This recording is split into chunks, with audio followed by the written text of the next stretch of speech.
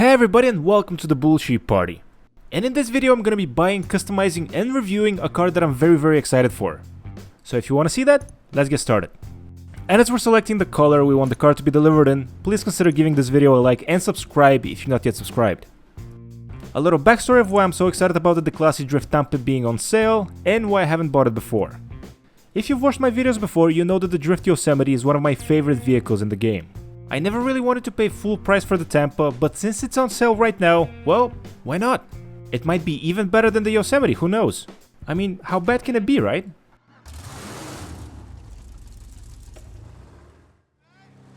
As you heard, the car has an excellent, rumbly, aggressive sound. I really love that.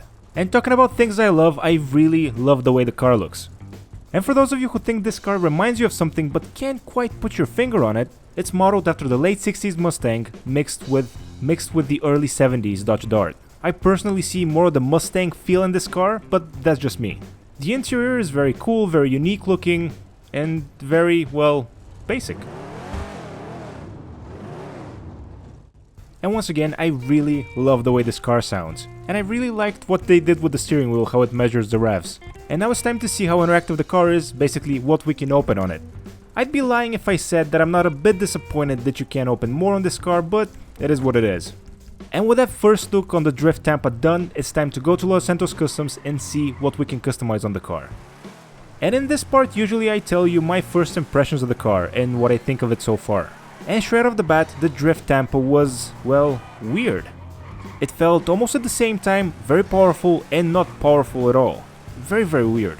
Something that I forgot to shoot here, but I did shoot later, was testing if the car is all-wheel drive, front-wheel drive or rear-wheel drive.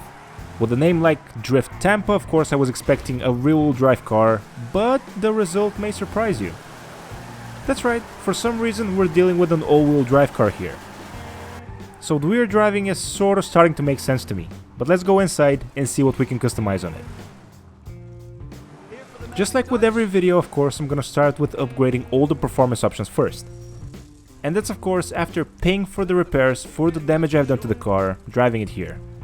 I made an interesting observation as I was scrolling through the performance options. Unlike with the Drift Yosemite, where you had a lot of visual customizations, the Tampa seems very, well, shallow. So let's start with the lights.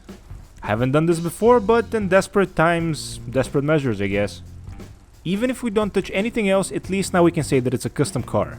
And speaking of custom cars, the livery options for this car are, in my opinion, horrific. Moving on to the plate, and of course we're gonna choose a black plate for this beast. The next option we have available is suspension. And as you can see here, we have a choice of 6 levels of how high the car is gonna be. But since we're going with a drift car, the lower the better. Next option is the wheels, and this is an interesting one because we can put on street wheels, which is one of the newest additions to the game. Seeing all the different wheels and wheel varieties, I can't help but feel sad about not being able to customize more things on the car.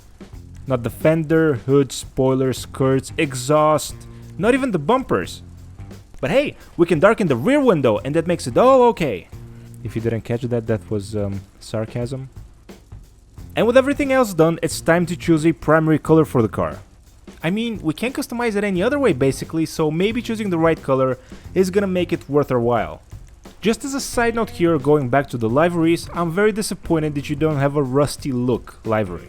Would have loved to have that since I have it on my Drift Yosemite, and it looks very cool on that. Honestly, the car in terms of customization options is sort of blah. And before you ask in the comment section, no, you can't go to Benny's and customize it there.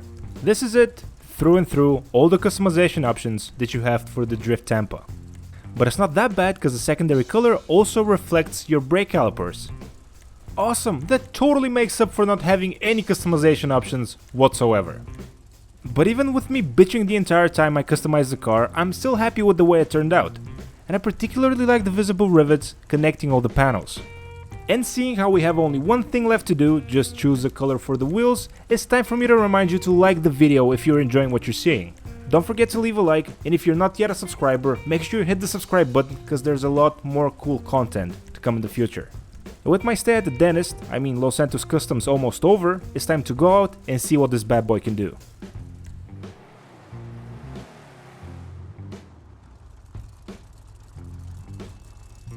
Right off the bat, I gotta say I do really like the way the car looks.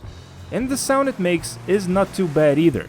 But as soon as I try to take my first corner, I notice an immediate problem. The car is extremely underpowered.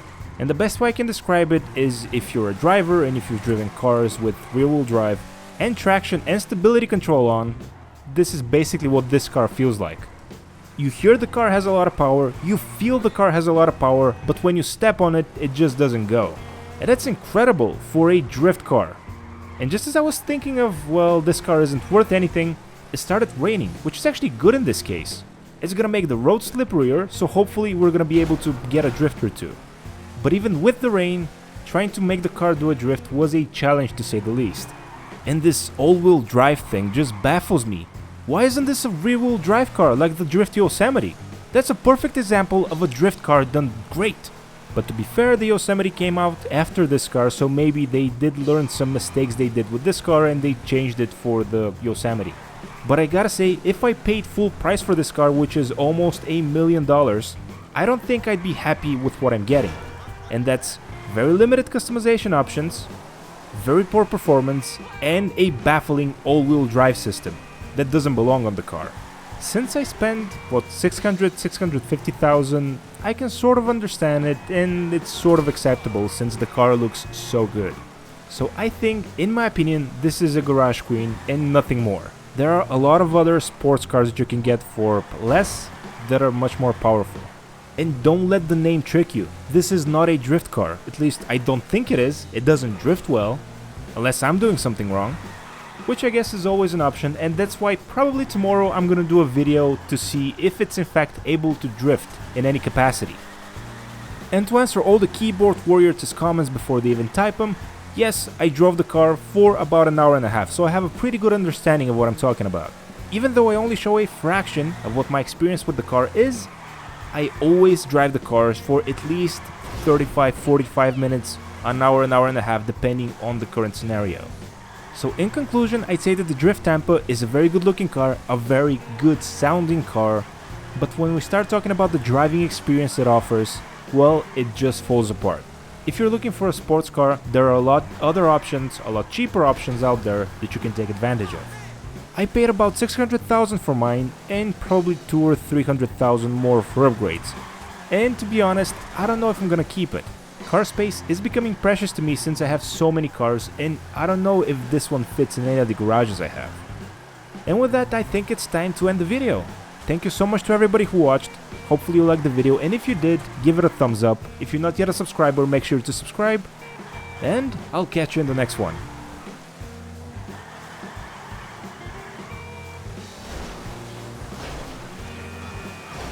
Whew, almost hit the sign.